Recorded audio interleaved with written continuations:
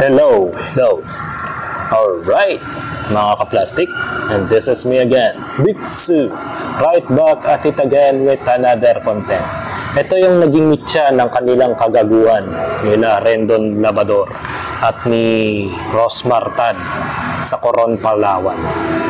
Matapos nilang duro-duruin ng mga taga-munisipyo nun. Mga araw na yon, dinuro-duro niya at nagtatangi siya sa mga opisyal doon na pinapalabas daw niya na naghihingi ng lagay. Pero ang katwiran naman ng kabilang panig ay nagsumama lang ang loob ng mga taga-Coron, Palawan na munisipyo na hindi daw sila nabigyan ng tulong nung nagkaroon sila ng event doon sa lugar na yon. So, for the content lang talaga yung ginawa ng dalawang bugok na vlogger na ito na walang ginawa kundi gumawa ng ingay sa social media. So, panoorin natin yung attention and then papanoorin natin yung balita, mga ka-plastic.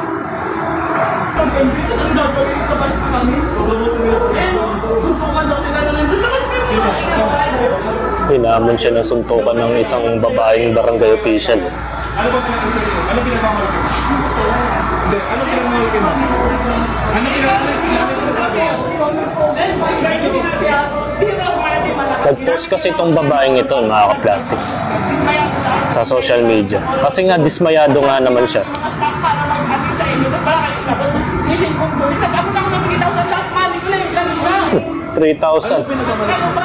3,000, napakaliit na halaga yun. Kung talagang tulong man lang, di ba? Samantalang gumagawa kayo ng content dyan sa lugar na yan, ay umaabot kayo ng milyones, di ba? Para konsiderasyon ba?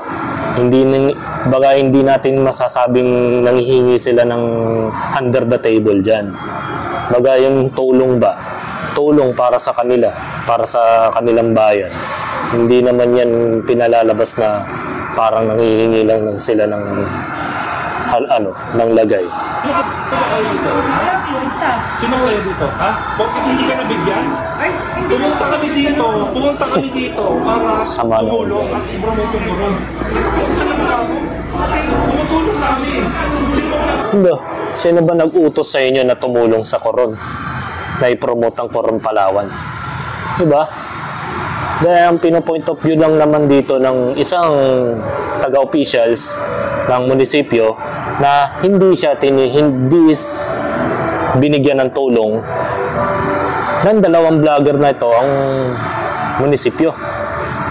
Diba? Isipin nyo yun, mga ka-plastic. Ha? Ay, nako. Ba't kaya pinapayagan ninyo yung mga ganitong staff ng munisipyo? Ba't kaya kayo gusto nyo mabigyan? Diba? Tumutulong sila. Kaya hindi naman daw sila bigyan. Dati yung ba mayor dito? Sino mayor? Tignan nyo nga, mayor, nandito po kami para tumulong. Promote kami dito tayo. Sino ba nagutos sa inyo yung tumulong ka sa kanila? Teka lang. Sino po yung mayor dito? Mayor Reyes. Nananawagan po kami na ganito po ang klase ng mga tao ang lalason sa munisipyo ninyo. Ano yung ratay na nalagay? Oh.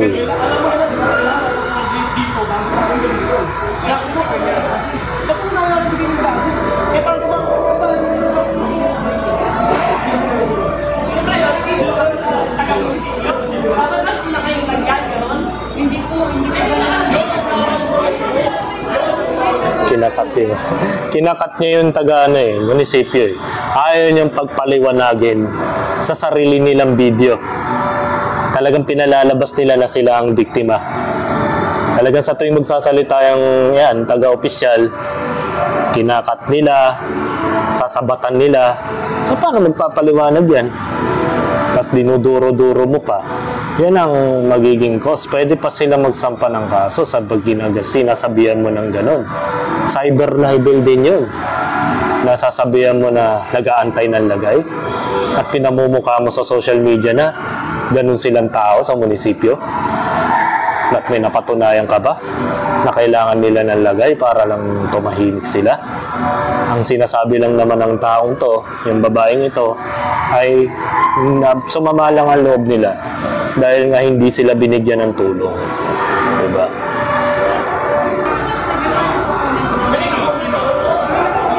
Kinakat siya, oh. Pinapaliwanag naman niya, eh. Binubrusko nila yung isang tao dyan. Ano magkakaintindihan yan?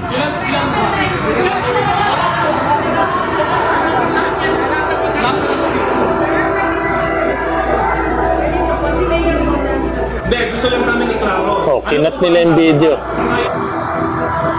Kinat na yung video. Nagpapaliwanag yung mga taga-munisipyo. Kinakat nila. Pinagmumukha nilang masamang tao yung mga taga-Coron. Ganong kalupit yung mga vlogger na kupal na to. Hindi ko alam kung bakit sinusuportahan ng mga Pilipino yung mga ganitong klaseng tao, eh. Di ba? Mga ka-plastic. Ito ba kayo sa ginawa niyo na binahiyan kami? Hindi kami kayo sa lahat ng tao dito at sa post lang. Wala kayo at sa post lang. Hindi dapat kayo sa post lang. Isa lang. Siya nag-post lang pero kasali yan. Munisipyo yan, eh. Nagsalita lang yung tao. Once na magkaroon ng take action ng mayor ng Coron dyan, madadamay lahat yan. Generalize yan. Tapos sasabihin ng team malakas na kupal na to na siya lang yung mapapahamak dahil siya lang yung nag-post. O, sabi nga ng isang opisyal, madadami kami dyan kasi taga-munisipyo yung gumawa, eh. Dinuro-duro nila, eh. Kasi hindi ko kami. Gusto namin mga tao.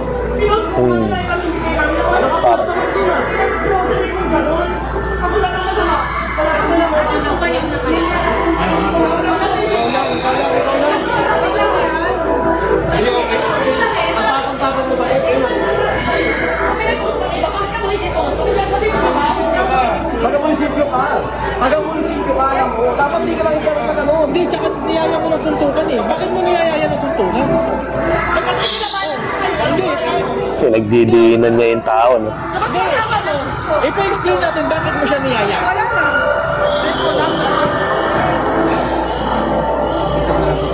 Labo na usapan.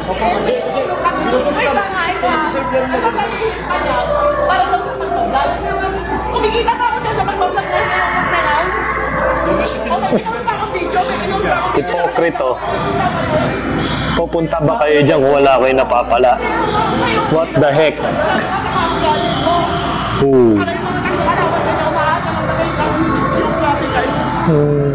Kaya, masisira na dito. Nandito po kami. Ano? Ang yabang pa ka na ano mo. Ang yabang na pagbubuka. Pinagdidiinan pa, no? Ano naman masamang tumulong? Kaso may video, eh. Pinagkakapiraan nyo rin yung mga lugar dyan. So, tanongin natin yung nangyari. Ano yung mangyayari sa kanilang yung dalawang kupal na vlogger na to base sa balita ng Posibleng madeklarang persona non grata sa Coron, Palawan ng mga social media personalities na sina Rosmar Tan at Rendon Labrador.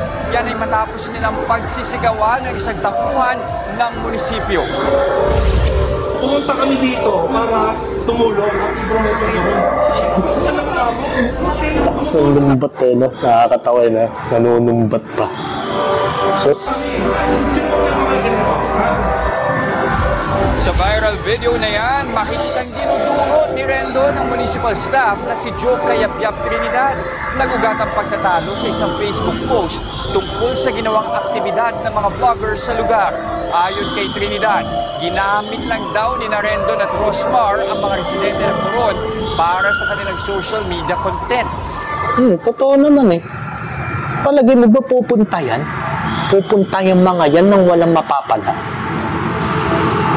Eh, may mga team sila, eh. Kahit sabihin ni Rosmar na hindi siya nagpipilm ng video, yung mga kasama naman niya ang gumagawa. Sasabihin ni Rosmar, wala daw siyang video. Wala siyang file na video na sa mga ginawa niya. Imposible yun. Yung mga kasama niya, oh, nagpipilm. Kita niyo naman, di ba? O, tingnan mo, picture pa lang. Pwede nang gawing content yan eh. Kung kami paglulukuhin? Mas Mariosip. Alam mo mga ka-plastic, yung mga ganyang klaseng vlogger, napaka-hipokrito eh. Gagawa ng content, tapos sasabihin, di daw pinagkakaperahan yung lugar na pinupuntahan nila. Lahat naman ng pinupuntahan nila, mayroon din pera yan. Hindi naman sila magpapagod at magsasayang ng oras na pupunta sila sa Coron, Palawan. Sa wala lang. Diba? Assist din daw ang mga tangkuhan ng munisipyo, pero hindi binigyan ng anumang tulong. Nakatakda na mapaghain ng resolusyon ang isa sa mga miyembro ng Sangguniang Bayan para ideklarang persona non grata ang dalawang vlogger. Makabalik yung dalawang kupal na yan. Nagdulot ng kahihiyan sa kanilang tauhan. Iniimbestigahan na ng munisipyo ang insidente. Create ng coordination nila ma'am na nagpaalam na gamitin yung municipal concord board. Marami ng tao sa loob. Diba? Tinasok sila sa loob na parang kala mo silang may-ari ng Palawan. Dinuro-duro nila yung mga tao dyan. Kala mo porkit hindi naman sila nangihingi ng ng opinion eh kung tutulungan sila ng vlogger eh. Sasabihin nyo, pasalamat kayo, tinutulungan kayo. Bakit? Hindi naman namin inutos sa inyo na tulungan mo yung taga Palawan. Kayo lang naman nagpupunta dun para lang sa content ninyo. So ngayon, gumugulong pa daw yung kaso.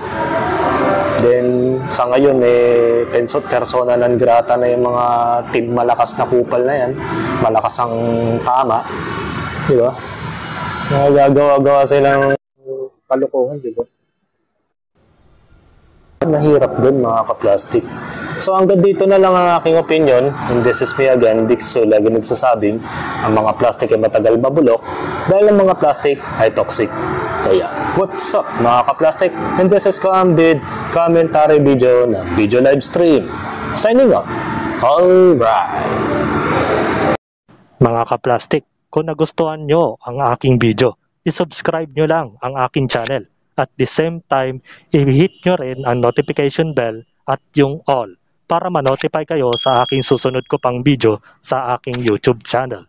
Maraming salamat po mga ka-plastic.